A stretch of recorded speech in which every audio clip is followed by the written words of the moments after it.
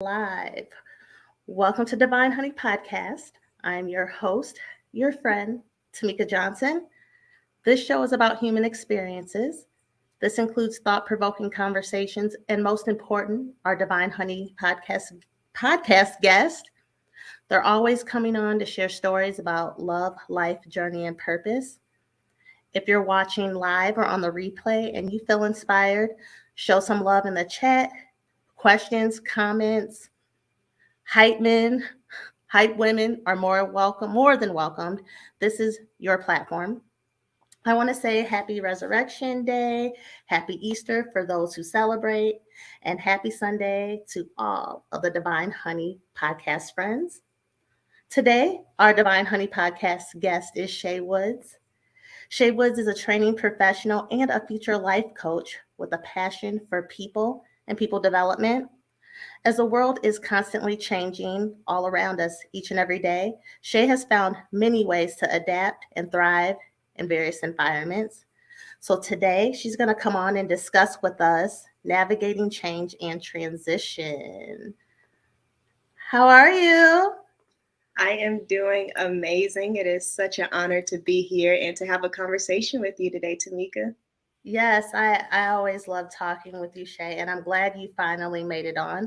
I looked forward to talking to you because um, Shay is you're like 10 years, 11 years younger than me. And just to be a person in their 20s and being very aware of the transition and change that they're going through, it's amazing to watch because I don't know if I had that awareness. So for you to have it, I'm excited for you to kind of share your stories and your experiences and just start from the beginning. Like, what's your journey? What's your story? Oh, man. Well, it started in April 30th, 1993. So it was a dark night. it was a Friday, taking it all the way back. No, so just kind of, I'm going to start at a specific point and then we'll kind of move backwards and forwards, just however the conversation takes us. But today we're talking about navigating change and transitions. And there's just like a lot of transitions that are happening for me just kind of right now in this moment. One in particular, in about 21 calendar days, your girl is transitioning from the 20s to the 30s. So that's a whole topic, a whole conversation, a whole podcast in itself, right? You got to be grown. Finally, it only took 30 years. So we made it. We made it. So that's one of the big things. Another transition for me is I have been in the process of, I just relocated from Arizona back to North Carolina. North Carolina is home for me. That's where my family is. That's where my foundation is. So just kind of navigating that change about a month or so ago. And even before that, so moving to Arizona, like I moved to a place where I didn't know a single person. I went out for grad school. Again, my family, my foundation is in North Carolina. And I was one of the first people to, we've had people in the family that have moved, but I was one of the first to kind of move 2,000 miles away, So just kind of, that was a transition in itself. So those are three main points, Tamika. I'm going to say, where do you want to start? Where are we going to dive in here? We're going to dive in okay. So your first transition is even start with the transition of coming to Arizona, leaving everything you ever known. Yeah. And what that was like. Oh, there is a comment I want to show. Contemplating what life would be like in Savannah. That is my big, yes. In Savannah, I am loving Savannah. You never know. That may be my next residence. But until then, shout out to my host. Thank you for showing me a good time in Savannah, Georgia. It has been amazing. But just talking about my kind of like my transition, I graduated from Wingate University with my degree in business management, minor in Spanish. And so after school, everyone talks about, their next job, what they're going to do, kind of like that next step, right? But for me, I ended up moving back home. So that was a hard transition because comparison is the thief of joy. That's a phrase that I've used a lot, right? So seeing all my different friends and different support sorority sisters, different people, they're continuing and moving on with their lives. They were moving on to the next step. But I felt like I was backtracking a little bit, moving back home. So I'm from a very small town. So it felt like I was kind of stuck for a minute. So I went through a really dark time. A lot of people don't know. It was a really dark time. I was sad. I was frustrated. I was mad. But looking back, I realized I needed that time because within that time, it helped me to get recentered. Just coming out of college, I didn't really know what my next step was going to be. I've been in school all my life. I was taught you go to school, you go get more school. And so then at this point, it's like, oh, school is an option, but also like, what is that next step? And that's kind of where I had to come in and make my own decision. And it was a little rough. So coming back home, I found the beauty in it. It took a while, but I found the beauty in it. Just being able to rest, figure out what it is that I wanted to do. And so from there, I stayed home for about 1.5 years, 2 years. And then I decided that I wanted to go for my master's. Let's go for the next step. If all else fails, go back to school, right? So I ended up applying to the Thunderbird School of Global Management in Arizona. And it was a long shot. I applied and I said the worst thing they could do is tell me no, right? But I'm going to take the leap. I'm going to take the chance. Obviously, they told me yes. And so I packed up and moved out to Arizona. Didn't know a single person. It was a completely fresh start. And for me, it was beautiful. Again, it was terrifying in the beginning, but I learned to find the beauty and the value in it because I realized for so long, I love my family, I love my friends, but being in that space, people who've watched me grow up for years, I couldn't truly grow and develop into the person who I wanted to be or even who I thought I could be. Because the whole time I was constantly making decisions based off of what everybody else wanted or what I thought they wanted for me. So being able to go to Arizona, being on my own, it helped me really. I like to say Arizona is where I found myself, right? Because I had to make those decisions. Something as simple as what am I going to eat today? I would usually go and ask who was next to me, get some suggestions, and then go for it. I had to make a decision. What am I going to eat today? What am I going to do? What am I going to be? What makes me happy? What brings me joy? And so being in Arizona really just helped me to find myself, figure out who I was, figured out what I liked, what I didn't like. And it was just overall just a healing process for me. And I am so grateful for the experience. I was able to make my own life, my own family. I have my tribe. So many different and amazing things came out of Arizona, and I'm so glad I did it. What made you choose Arizona? Because a lot of people choose to come here as a reset, myself included. But what caught your eyes like Arizona? That's it, because I know you love it here. Oh my gosh, I do. I feel like Arizona chose me, Tamika, and I was having this conversation a little earlier today, just kind of reflecting. I remember in undergrad, senior year, I was in my apartment and I was sitting with some friends. It was like a Friday night. And I just randomly said, y'all, what would happen if I moved to Arizona? That would be crazy, right? And I don't think they even remember, right? But I just remember saying that, and we all brushed it off, and we just kept moving. And then a few years later, I got up and moved, and I actually made the leap, and I moved to Arizona. So I feel like something was calling me there, right? I can't explain it. It was a feeling, but I'm just so grateful that I was obedient to it because I really got what I needed from being there. And for people, obedience can be scary. There's fear in obedience. But what made you trust the process?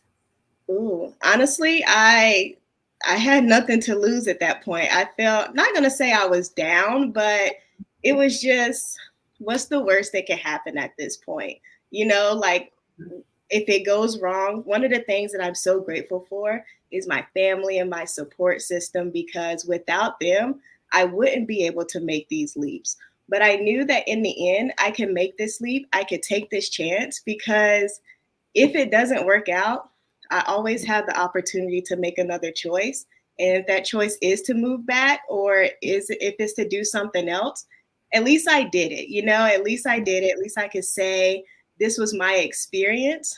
At least I tried. And so knowing that at the end of the day, like, I have that safety net. I have that foundation, that strong foundation, and I'm just super grateful for it. So if I fail, I know I would be welcomed back with open arms. And that's what makes me want to succeed even more. So you said when you got here, Arizona helped you find who you were. So what things happened that helped you find yourself? Did you meet certain people? Did you do certain things? Or what experiences happened where you're like, oh, Yeah, okay. kind of all of the above, right? So I started going to therapy. Shout out to Marlo. What up, Marlon? Started going to therapy, really started working on myself. I learned to go on hikes, because it's Arizona. What else is there to do than to find a mountain and climb it, right? And what's really crazy, Tamika, is being back on the East Coast. I never was an outside person growing up. I was like, catch me inside with the AC. How about that, right? Like, I am not going outside. Um, but I just started, like, just finding the beauty in nature, and finding the beauty in the paths, and going to Sedona. And to me, hiking became more spiritual than anything, because I'm able to, no matter the stress of the day, whatever is going on, like, it's just me there. I'll put my headphones in, listen to a sermon or some hype music, and I'm just kind of climbing the mountain and testing my strength, testing my endurance. And it just gave me the opportunity to just breathe, and just get that clarity and kind of figure things out. So I would say definitely kind of the healing process, going through therapy, finding Mhm. different ways to exercise, and just hiking and being outdoors. And somebody mentioned the sunshine definitely helped It 200%. Just being, it's Sunday 90% of the time. And it was just an overall, I was just able to breathe, and just kind of make decisions that were going to make me happy. And I didn't have to worry about who they were going to affect at the end of the day. And it helped me to kind of make my decision making skills stronger, and learn to trust myself even more. What made you decide, like, once you got here, what was the thought process of, oh, maybe I should seek therapy? Mm. So that's a really great question. It was something that I had wanted to do for a while, I feel. And so I going through grad school again. So once I graduated, I gave myself, and this is not going off on a tangent, but so at the end of grad school, it was kind of that same thing with undergrad, right? Like, I got to find a job, or I have to move back home. But I was like, Mhm. I like Arizona. Like, I don't want to do that again. So speaking of, we are in the Easter season, and it's Resurrection Day. Mhm. So right before, in 2019, um, my goal was I wanted to find a job before graduation, right? So I did, for Lent, I did the Daniel fast. Like, I went all in. So no meats, just like fruits, vegetables, Yeah. things like all, like I went in, and I made sure I made time. I was off social media during that time. Like, I went all in. I was dedicated. Like, I wanted to, and my intentions by the end of this, I wanted to find a job, have a place to stay, and know my next steps. That was my prayer. That was my request. So I fasted during those 40 days. And Tamika, it was crazy, because it was during this time, actually. We were coming up on my birthday, and I had my final exam.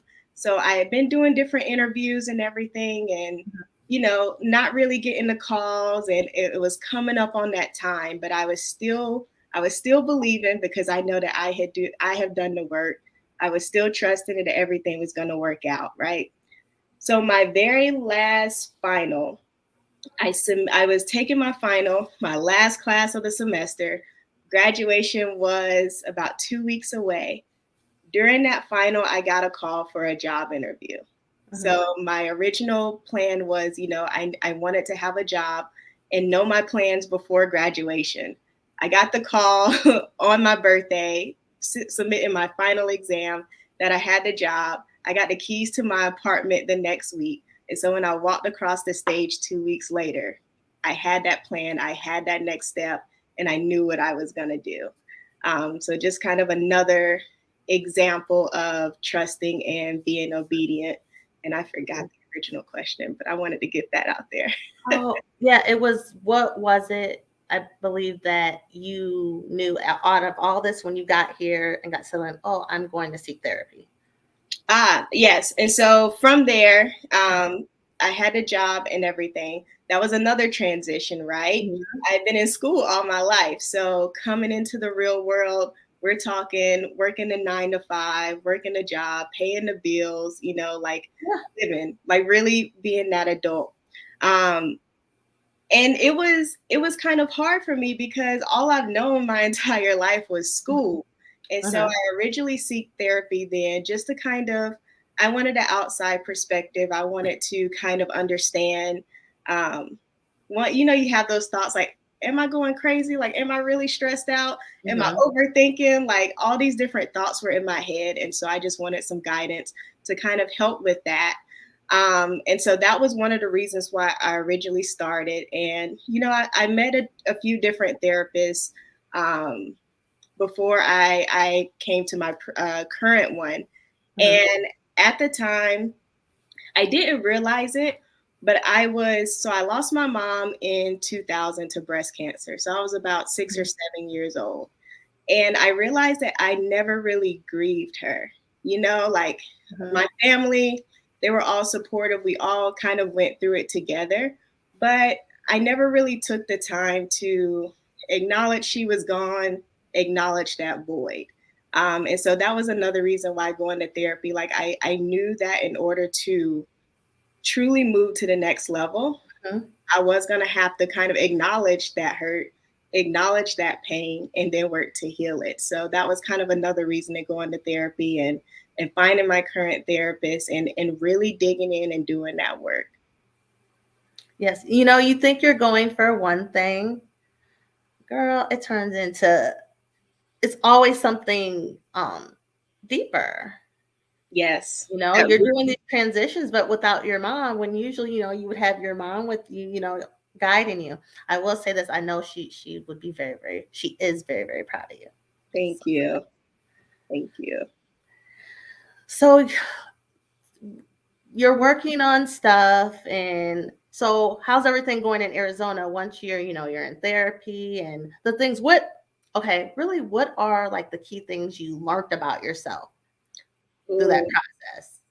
I learned that one of the biggest things, and it's kind of like become a foundation, being outside is important to me. Being outside, being in nature, being immersed, like getting grounded, that's important. So a lot of times, I find myself constantly trying to keep myself busy or continue to do things. But one of the things I really realize is that I really find the answer when I get still, or when I really sit with myself.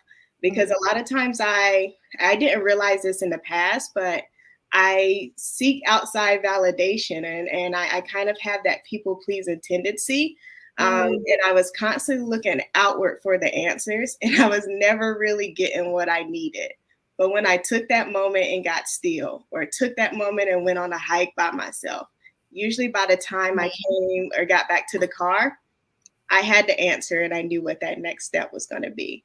So that was one of the biggest things, just being in Arizona and figuring out, learning to trust myself, learning to trust my instincts, learning to trust my decision, but also learning to listen and understand that voice that's inside of me that's kind of giving me those directions. Mhm. When, when it's chaotic and you're constantly trying to remain busy, you Mhm. don't hear it. It happens when you get still. So that's one of the biggest things I learned. And then also, like, I talk about it all the time, but just kind of like my tribe and the people that I met there. You all just kind of like took me in and loved on me. And I always felt like I had to be kind of the strong person, or always felt like I couldn't necessarily rely on anyone as I was just kind of growing up. So to be able to take that step back, it was like, I'm gonna just see how this goes, right? Like, Mhm. I'm gonna really show up as myself with these group of women. And if they run away, I see. But y'all have been 20 Girl, toes down. we ain't running. We are not running.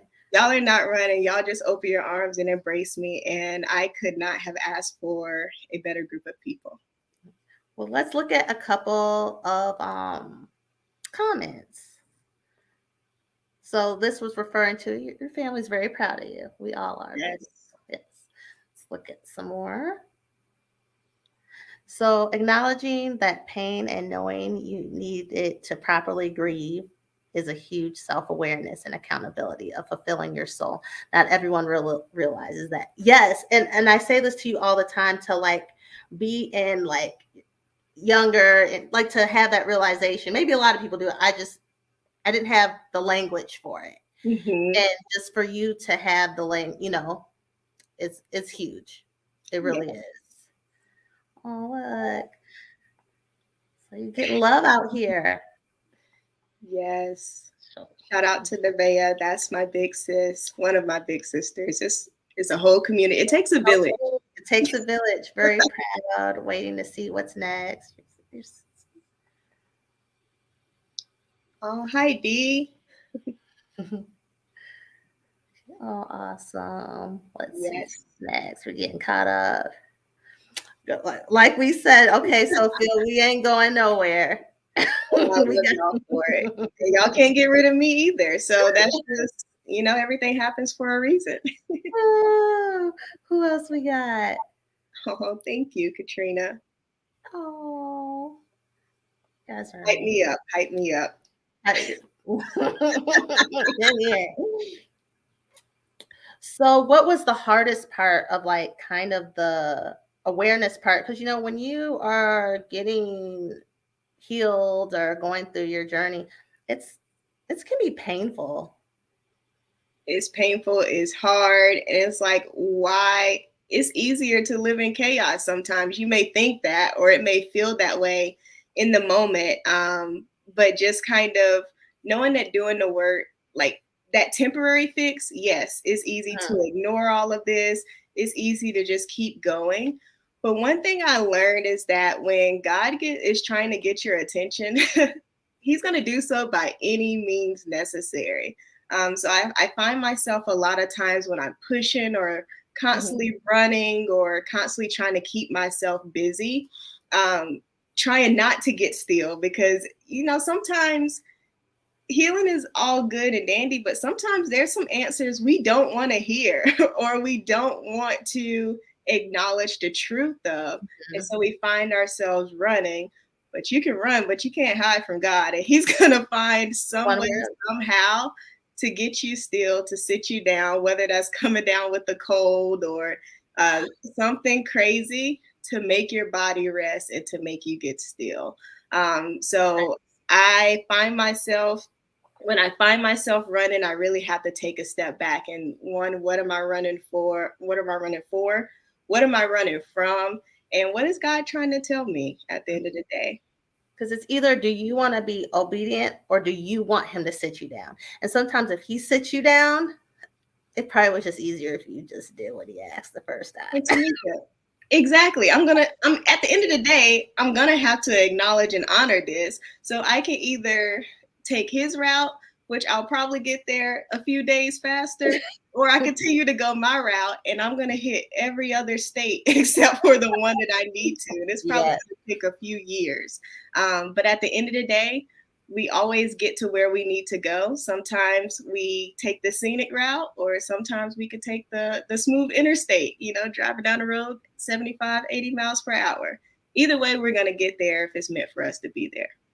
100%. One thing I have, like, getting to know you, Shay, you're really funny. I have a really good time with you. So we talk a lot of mess. Yes, it's a We were good. on the phone for like 3 hours yesterday. Don't come on any Whitney. It's over. Don't put on any Whitney. It is over. Because we're going to give you a performance.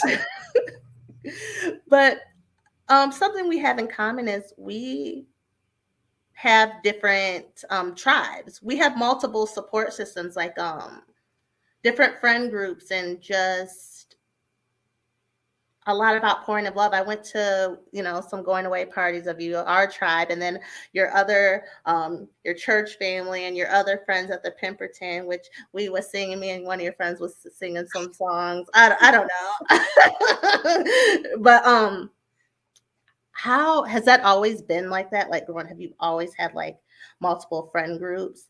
And how is that important to you? Like, is the sisterhood, what does that mean to you? What does the sister circle mean to you? Yeah, absolutely. Now that you say it, it made me realize, like, yeah, I do find myself in kind of various groups, because your girl is always doing something, right? We So out here. I'm always doing something, but I'm also always open. And I like to think that, the people that you meet, you don't meet them by mistake. So there's always people that come into your life, or that you cross paths with, that are, even if it's just for a season, even if it's just to teach you a lesson, they are meant to be there and to kind of hold that space for you.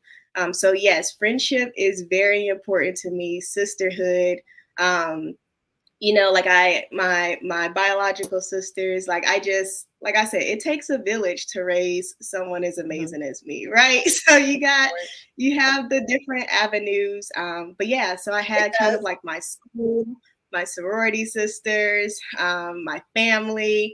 Growing up, I'm the baby on both sides of the family, so there's so many cousins that play the sister role. Like there's big sisters in the family, and then coming out to Arizona, one of my first things was I joined a church, and I built that community, and they really took me in and loved on me. And honestly, like I have to give it credit on where I am because of that foundation, and because of the relationships that I've built there as well. So it's just so many different parts and so many different pieces of people that are constantly pouring into me, people that are constantly loving on me. And I've had a few people tell me, especially because I find myself, I gravitate towards older people. Again, I'm the baby in my family, so that's kind of a comfort zone for me. But just also just kind of like that nurturing love and that nurturing spirit. And I find that sometimes I don't even know I need it, but it just kind of shows up. And I am a firm believer that a lot of these people that are put in my life, my mentors and these different people, my mom had something to do with it, because I get those motherly pieces from various people, because I don't have that one person. Have some amazing aunties, let's not forget that. But, it's different people that I get different things from. But there's just some people that I have crossed paths with. I was like, man, thanks, Mom. I needed them at this moment. That's amazing.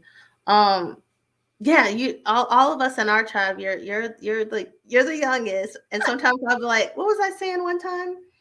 You said that you didn't hang out with anyone in their 20s, and I had to let you know. I was like, we just went out Friday night. So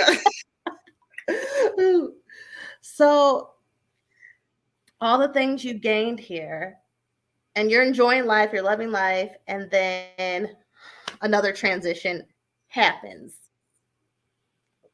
Let's speak about that, where you had to make some big girl decisions, and they weren't easy, but you had to look at the big picture. So let's talk about that. Yes. Oh, one more comment. Let's look at a comment.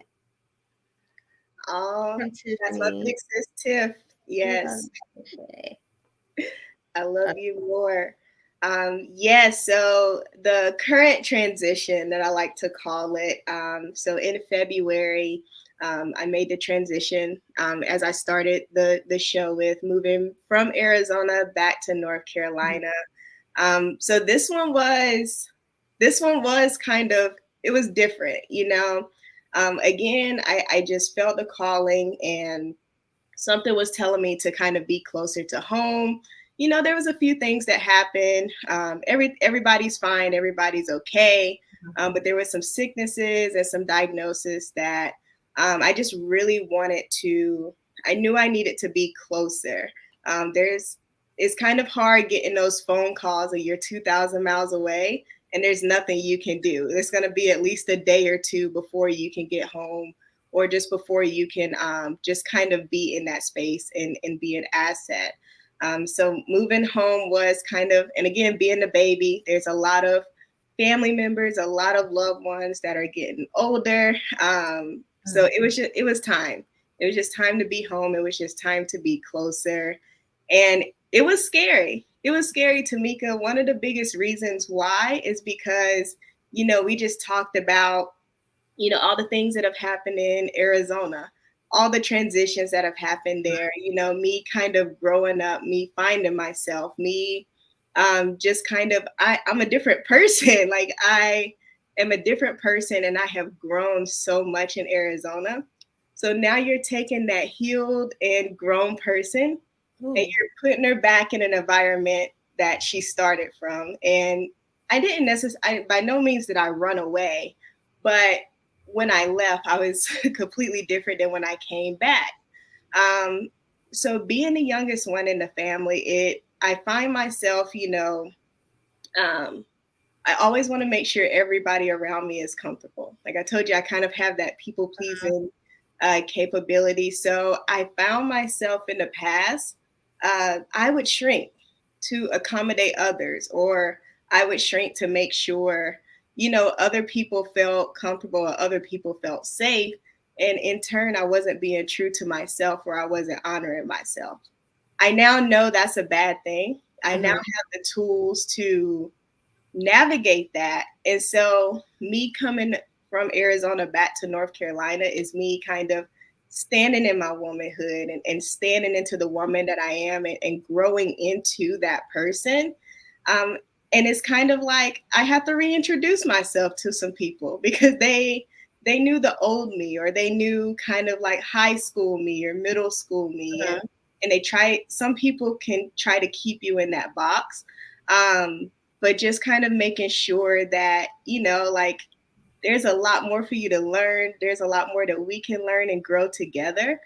So that's been kind of exciting. It's just, I'm on like the reintroduction tour, like, you get to see this version of me. You get to see kind of the healed version of me. And now my cup is full. I'm able to pour into others, and being home, being closer to family, I'm able to be that resource that so many people need. I love that. I love that you said, like, just standing in who you are, and not shrinking, because sometimes we don't have the capacity. And now that you have the language, you can actually say, I don't have the capacity. And it's all in love. Yes. Instead of holding it in. And so it's good to, like, and that's, that's what Marlo has taught us. That goes back to, what is it? Truth, trust, and honesty. That's the foundation. Truth, trust, and honesty. Watch it. I passed the test. Yes. So you go back home, but so how was it going back? Now you kind of have next steps for your future, but did it feel like you were taking a step back, like backtracking? Yeah, again, comparison is the thief of joy. So it's like, in on the outside, it looks like I am. It looks like I'm retracting, just kind of moving back home and kind of navigating those changes and career changes, and all the different things that look like. But I honestly feel like this has been a period of rest and restoration for me. And Mm. again, kind of going back to what we talked about at the beginning, we find ourselves running, we find ourselves burnt out, we find ourselves tired. And this has been kind of a place for me to come back home, get still. And even though I have adapted and I'm becoming this person, I still know my foundation, and my foundation was built in love. My foundation was built in trust. Mhm. So to be around people who can love on me in this moment, and I don't have to be the strong one, and I don't have to hide how I'm feeling, and I could be completely honest. Um, that is just amazing. And just being able to be, again, I'm closer to family. So now where I was a 4 or 5 hour plane ride, I am a three and Mm. a half, 4 hour drive at the most, you know? And I love the Yeah. drive. Give me a good playlist, cut my Whitney Houston on or a Sarah Jakes Roberts sermon, and I'll ride all day, baby. Like it ain't nothing. So being able to be closer to family and see them and spend time with them and love on them, and they get to love on me, and just to have these adult conversations, because again, Mhm. I'm not the little girl anymore, you know, and I can show up. And honestly, Tamika, another big thing is I didn't realize like there's so many people who are grieving my mom as well, right? She was the Mm. light, and she was so many things for so many people. And so now I'm still that piece of her that's on earth, me and my sister, and we get to spread that love, and we get to spread that joy with people, and we all get to heal together. And I think that is incredible. That is amazing. So Shay, what are your plans now? Because now you're in restoration sometime and you're resting, and this is the time where God is like speaking to you. What is your next move in this Yes. transitionary period? Absolutely. Just, you know, God has been talking to me about a few things, but just making sure, you know, overall the family is good. I'm Mhm. looking to start my own business. As the intro says, I am working towards being a certified life coach. So, again, you taking these gifts and using them to help the people around me. So, just kind of working on that. Um, I'm working with my dad. We have a family business doing non-emergency medical transportation.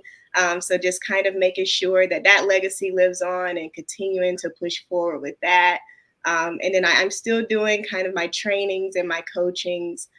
So I have my hand in a lot of Yeah. different things. It feels like I'm more busy now than maybe I was in the past, but I also feel like I'm walking in my purpose. So it doesn't feel busy, it feels energizing. And that is something that you can't put a price tag on. Oh, no. So what made you want to start looking at life coach? Yeah, so I love talking to people. I'm a people's person. I love having, and you know me, Tamika, one of the few interactions that we had, we got deep, like at the beginning. At the beginning. Yes. So I just love to be a space for people, and I love to have those conversations, and to help people grow and develop, and realize their worth, realize that they are loved, and kind of show them that they're loved. Mhm. And so I've taken kind of like the spiritual gifts test or quiz, and one of my strong points is the gift of exhortation. So being able to speak life into people, and being able to walk alongside someone as they're going through different things, it's a gift, and I love it. Again, it doesn't feel like work; it energizes me. So yeah, I want to make a career out of that, and I want to help as many people as I can, because I am a firm believer that legacy isn't just about, you know, passing down money or passing out 100%. businesses or assets.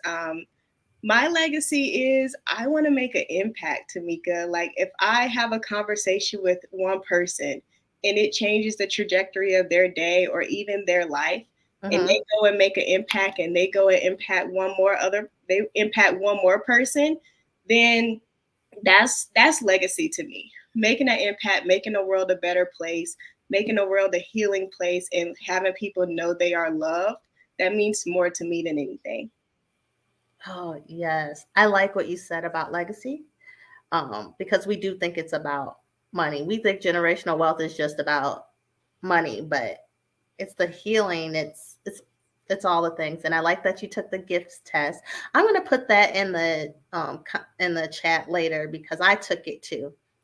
Yes. So what you got, it's in my top 3. I just don't remember what order. But I just knew exhortation was yeah. one of the main ones, and I finally learned how to say it correctly, so I wanted to try it out here. You know, when you don't know how to pronounce a word, like I have to say it, I'll have like Google it real quick. Yeah, so you have to make sure you have the volume turned up so you can actually hear how they say it. Yes. Join the club.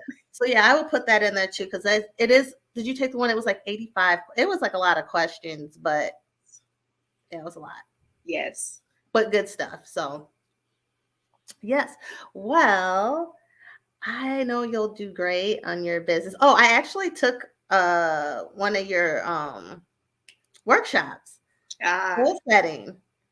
Yes, smart goal setting. It was amazing. I'm just grateful for the turnout and just kind of walking through the steps, walking through the process. And I hope you learned something. And again, we kind of left holding each other accountable on goals. And I just thought it was beautiful just to have the tribe together. And again, another opportunity to continue and uplift each other. So for everyone else, that workshop will be happening again soon. Stay tuned. Would love to have you so we can set up those goals and we can set ourselves up for success in 2023. Shameless plug.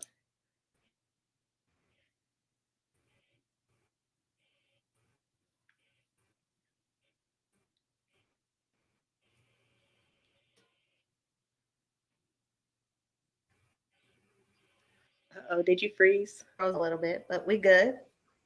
Yep, but we go. There you go. Keep rocking and rolling. There I am. I'm back. So, I like to play games, right? Well, not games that you suggest, but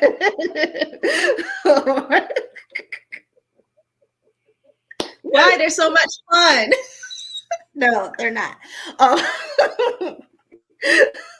But we're gonna play a game. It's a safe game. Okay. Oh goodness. Okay. So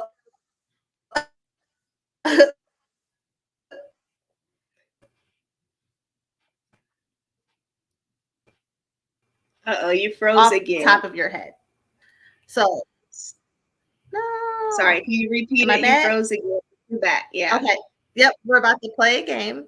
So I'm just gonna say a sentence and whatever comes to your mind. That's scary. Let's go. Yeah. So one word that best describes you. Love. What's your theme song? I didn't know my own strength. Whitney Houston. Yes. What motivates you? What motivates me? So many things. Life. Your personal hero? Would be my mom. What's your wildest dream? Wildest dream would be, I know you say one. Can I say two? Say two. Say as many as you want. To live bi-coastal and just to kind of launch my business and just kind of this wellness space coffee shop in the future. Oh, that would be fun. That'd be nice. What legacy do you want to leave behind? You kind of answered it, but fire ahead. I want to leave one of love, impact, and just healing. I love that. Love, impact, healing. And your purpose? To walk alongside others as they heal. And what do you want God to say once your journey is completed on earth? Well done, thy good and faithful servant. You can rest. Say it again. Well done, thy good and faithful servant. You can rest. You can rest. Oh man, I like that. Oh, let's see if we have a couple more comments. Let's get in here. Let's get in here. Oh, thank you, Dee Dee.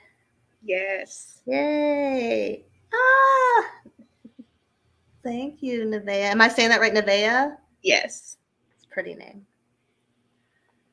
Love it. Yes, that's my Yeah. girl. Girl, we be cutting up. You all got the calm version of these conversations. This is the way conversion. Be a legacy. Yes. Yes.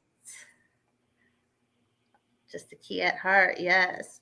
Thank you. So also if you want to contact Shay, because you're gonna have workshops in the future, you want to keep in contact as her business is going and you can be involved. So she's on IG. Hit her up. Yes, Um, please.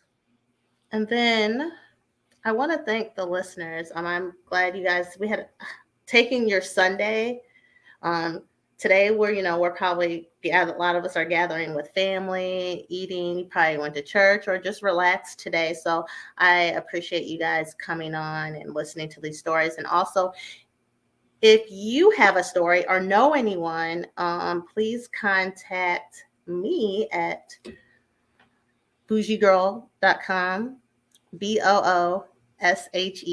BOOSHEGURL, the name of my YouTube, at Gmail, and apply to be a guest. Also, if you guys enjoy this conversation, please subscribe and hit that notification button. You don't want to miss another episode. And you can also listen to Divine Honey Podcast on Apple Podcasts and Spotify. The links are I put them in the comment section. They're also in the About section. And then, Shay, any last words that you want to leave the audience or any quotes? Well, I want you to quote what you've said twice today. Comparison. Comparison is the thief of joy. I like that. But Yes. anything you want to leave your audience with? Um, if you have that feeling, if you have that tug, honestly, take the leap. At the end of the day, the worst thing that can happen is you find that you can make another choice, but you don't want to spend your life wondering what if. So continue being great, continue living your best life, and continue being your true, authentic self. We love you for it. Yes. Well, until next time, peace and blessings. Bye. Bye.